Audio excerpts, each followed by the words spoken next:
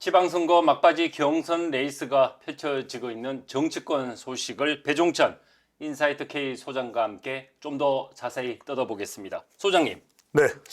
주호영 의원 결국 불출마 선택을 했습니다. 한 달 넘게 컷오프 된 데 반발했는데 법원의 잇따른 기각 결정, 가처분 신청에 대한 기각 결정이 어떻게든 변수, 기각 결정이 영향을 미쳤다고 봐야 할까요? 그렇죠. 이제 법적 한계에 이제 봉착되니까 조영 의원으로서도 이제 그렇게 판단할 수밖에 없는 거죠. 그렇습니다. 그 대체로 우리 사법부는 이른바 이 사법에 제한되는 부분이 있죠. 사법 제한이 되는 곳이 바로 정치 영역입니다. 네. 그러니까 정치적으로 결정돼야 될 곳을 사법부가 이렇다 저렇다 판결 내리는 것에 대해서는 자제를 하는 분위기인 거죠.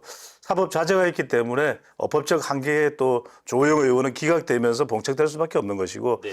결과적으로는 조호영 의원이 선택할 수 있는 것은 대구 민심이다. 대구 민심도 출마를 강력하게 원하겠어. 그러면 이제 보수가 무너지는 것은 불을 보듯 뻔한데. 책임론에 또 그렇습니다. 그런 게 상당히 또 부담될 수밖에 없고 또 육선의 중진 그렇습니다. 이 의원이기 때문에 그만큼 이제 선당구사하겠다라는 결론을 내린 것으로 보입니다. 네.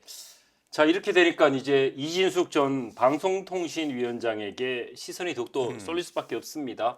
소장님, 이제 이진숙 전 위원장이 선택할 수 있는 카드 어떤 게 있을까요? 여러 가지 카드가 있어요. 지금도 보면은 진숙 직진입니다. 난 가겠다.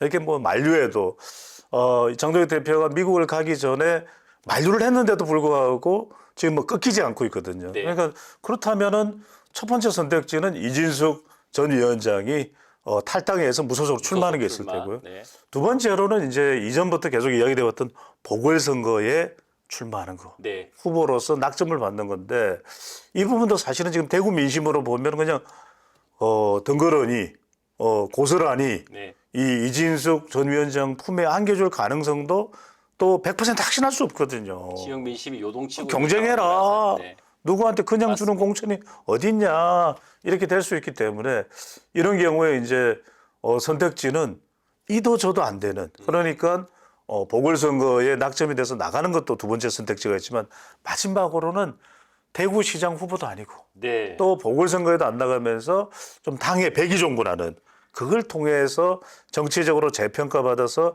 2028년이나 향후를 도모하는 뭔가 그렇죠. 향후를 예. 도모하는 그런 선택지가 있는데 지금으로서는 저는 이번 선택지의 가능성도 상당히 있다. 네. 왜냐하면 그래야 계속해서 지금 당에서는 이진숙 전 위원장이 뭘 그래도 받아들일 수가 있는가. 적어도 이 정도면 받아들일 수 있는 거 아닌가. 그래서 일각에서 나오는 분석은 이진숙 전 위원장의 이런 강한 행보가 결과적으로 보궐선거에서 공천받기 위한 일종의 좀 약속 대련, 명분 쌓기용 아니냐라는 네. 또 해석도 나오기 때문에 물론 이게 대해서 이제 우리는 부인하고 있습니다. 이준석 전 위원장은 또 손사래를 또 치고 있어요. 그렇죠. 캠프 측에서는. 네. 그럼에도 불구하고 이게 끝장을 보는 파장이 되면 그만큼 또 보수 이 국민의힘으로서는 타격을 입지 않겠습니까? 뭔가 절충이 이 금년간에는 네. 이루어질 가능성이 있을 것으로 보입니다. 네. 자, 국민의힘은 이런 상황이지만 26일 어쨌든 추경호, 유영아 두 후보 가운데 최종 대구시장 후보를 이제 선출할 예정인데 자, 어떻습니까? 두 명 중에 이제 한 명이 국민의힘 후보로 이제 최종적으로 이제 레이스를 펼치게 되는데 소장님 관전 포인트 좀 분석해 주시면요. 더 중요한 건 후보로 결정되고 난 이유가 될 거예요. 왜냐하면 네. 최종 상대는 김부겸이다. 김부겸 후보죠. 그렇다면은 추경호 의원이 되든 유영아 의원이 되든 추경호 의원들은 당원 강한 지지를 받고 있는 그런 성격이 있습니다. 네. 또 이 이른바 특검으로부터 또 기소가 돼서 또 수사를 받고 있는 내란 관련 혐의로 그죠. 근데 또 유영아 전 의원의 이 무기라면 강점이라면 바로 후광 효과, 할로 이펙트. 누굽니까? 네, 박근혜 전 박근혜입니다. 대통령을 당연히 그렇지 않습니까? 오버랩 될 수밖에 그렇죠. 없습니다. 그러니까 네. 박근혜 전 대통령의 강력한 지지를 받을 수 있는 거. 물론 후보가 되더라도 최종 후보가 되더라도 지금 유영아 의원은 유세장에 박근혜 전 대통령이 등장하는 것에 대해서 선을 긋고 있어요. 네. 하지만 아시지 않습니까? 그래도 유세장에 박근혜 전 대통령이 등장했다고 생각해 보세요. 박영근이 박근혜입니다. 이러면 아직도 대구는 여러분들이 있습니다. 네. 이러면 또 열화 같은 또 성원이 나올 수밖에 없어요. 현실적으로는. 네. 아직까지는요. 그러니까 그런 부분들이 이제 힘이 될 수 있는데 중요한 것은 얼마나 국민의힘 내부에서 보수 내부에서 대구가 무엇보다도 지금 지지하는 정당이 없다는 무당층이 늘어났다는 거예요. 네. 이른바 현재 국민의 상황에 대해서 망연자실한 이른바 이 점입가경 상황에 대해서 샤이 보수가 지금 대구에 상당히 많다. 이들이 과연 다시 지지를 재확인해 줄 수가 있냐, 회복될 수 있느냐, 또 투표소로 나올 것이냐, 이게 이제 제일 중요한 관전 포인트라고 봐야 되겠죠. 변수가 참 많은 것 같습니다. 그렇습니다. 이번 대구시장 선거. 예. 국민의힘 장동혁 대표 방미 이후에도 국내 행보에도 지금 계속 이야기거리를 내고 있는데요. 노이즈 마케팅 하시나 이런 생각이 좀 들 정도예요. 네. 당내에서 이제 사실상의 사퇴 요구까지 나오고 있는 형국인데 그렇습니다. 선거에 오히려 마이너스 요인이다라는 말까지 나오고 이쯤 예. 되면 갈 길 먼 국민의힘 내부에서 당내 이 지도부의 리더십 신뢰가 오히려 붕괴되고 있다 이런 분석이 나올 그러니까요. 수 있습니다. 언제나 이 장동혁 대표의 리더십이 좀 결연하게 네. 이 발휘되냐 이걸 기다려왔거든요. 그런데 오세훈 서울시장 후보도 또 다른 또 이 광역단체의 의원들도 이제는 우리가 그냥 개별 선대위 꾸리겠다. 장동혁 대표 가급적 안 왔으면 좋겠다. 이게 무슨 꼴입니까? 중앙당 뉴스 나올 예. 때마다 가슴이 철렁 내려앉는다. 오죽했으면 이 대전 5월드에서 탈출한 늑구와 비교를 이건 아니잖아요. 네. 이건 아니잖아요. 그런데 지금 미국 방미에 대해서도 이른바 이 차관보 미국 국무부 차관보의 뒷모습 뒤통수만 나왔거든요. 그렇습니다. 많은 사람들이 이 누굴까 이랬는데 제가 이제 분석을 AI로 해버린 물론 하시죠? 추정입니다. 네. 디썸트리라기보다는 대외협력 차관보라기보다는 네. 아마 이게 부정선거 관련됐던 존 밀스 군 출신입니다. 네. 가능성이 높은 것 같아요. 확인하신 건 아니죠? 그래서 AI를 통해서 AI를 통해서요. 제가 이제 3차원 360도 서라운드 분석을 했습니다. 물론 추정입니다. 이게 추정이란 말 우리 대구 또 단서를 TBC 유튜브기 때문에 가능한 거겠죠. 예. 근데 이걸 통했는데 그러니까 지금 미국을 갔다 온 것에 대한 유의미한 성과가 없는 거죠. 그러다 보니까 이런 부분들이 지금 지방선거를 40여일 남겨두고 타격을 입는 거죠. 장동혁 대표는 이야기합니다. 기자가 이 공항에 또 입국하자마자 질문에 대해서 아니 장 대표님 미국에는 왜 가신 겁니까? 장동혁입니다. 무슨 말입니까? 지방선거를 위해서 미국에 갔다 왔습니다. 사랑한다 민수야. 사랑한다 민영아. 예찬을 받을 뻔했네요. 네. 뭐 이런 상황이 되고는 있습니다만 그런 장동혁 대표의 또 상당히 힘든 상황 뭘 모르는 바는 아닙니다만 워낙 이제 후보자들은 지금 대구도 그렇고 절박할 거예요. 이 선거에서 이겨야 된다는. 1분 1초가 지금 아주 다급한 그렇죠. 시험인데 박익현님께서도 뭐 정치부장으로 이렇게 저 선거 현장을 취재할 때 보면 후보들은 정말 간절하거든요. 상당히 지도가 절박한데 예, 그런 면에서는 말 그대로 후보자들은 지지율을 올려야 되는데 대표가 그런 부분에 대해서 충분한 역할 발휘를 못하고 있기 때문에 신뢰가 상실된 것으로 보입니다. 네.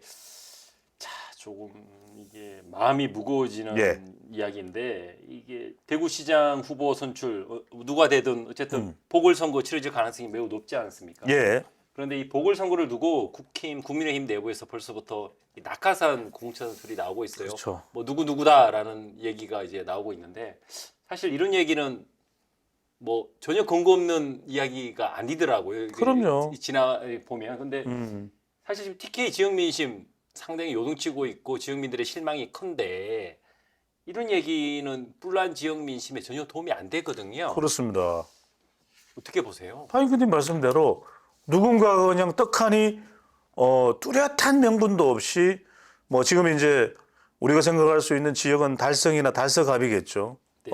추경호 유영아 이른바 유추대전이 이제 남아있는 최종 결과 남아있는 건 그러면 이게 서문시장에 가면 어떤 반응이 나오겠습니까? 와 그러노 내 막 이해 안 된다 아이가 이러면 안 되는 것이거든요. 그래서 여기서 이제 중요한 것은 말 그대로 그런 것에 대해서 납득할 수 있도록 근데 지금 이야기되고 있는 이 시나리오를 보면 하나는 이제 이진숙 전 위원장을 달래기 위해서 이전 위원장에게 공천을 줄 수도 있다. 뭐 이야기 그러니까? 되어 왔던 부분이니까요. 네, 그렇죠. 그것도 지금의 대구 민심을 본다면 선뜻 수용하기는 쉽지 않을 같습니다만. 거예요. 네. 또 하나는 이 장동혁 대표의 측근에게 공천을 줄 것이다. 네. 그건 납득할 수 있나요?